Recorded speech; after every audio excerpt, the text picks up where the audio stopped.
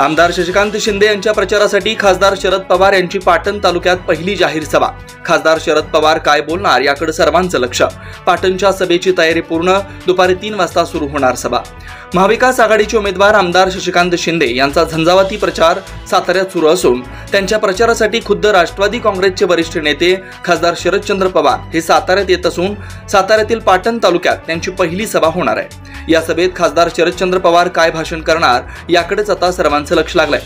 गेल्या पंचवार्षिक निवडणुकीत खासदार शरदचंद्र पवार यांनी श्रीनिवास पाटील यांच्या प्रचारासाठी भर पावसात सभा घेऊन राज्यातील राजकारण बदललं होतं। त्यामुळे पुन्हा एकदा साताऱ्यात खासदार शरद पवार यांच्या सभेने इतिहास घडणार का आणि पुरोगामी विचारांचा सातारा आमदार शशिकांत शिंदे यांच्या पाठीशी उभा राहणार का, हेच चित्र आता त्यांच्या सभेत होणाऱ्या गर्दीनं स्पष्ट होणार आहे। या सभेसाठी महाविकास आघाडीच्या तिन्ही पक्षांनीही कंबर कसली असून राष्ट्रवादी शरदचंद्रजी पवार गट, काँग्रेस आणि शिवसेना उद्धव ठाकरे गट या तिन्ही पक्षांचे कार्यकर्ते मोठ्या संख्येने या सभेला उपस्थित राहणार असल्याची माहिती महाविकास आघाडीच्या नेत्यांकडून देण्यात आली आहे। या सभेची तयारी पूर्ण झाली असून आज दुपारी 3 वाजता पाटणच्या बाजार पटांगणावरती या सभेला सुरुवात होणार आहे।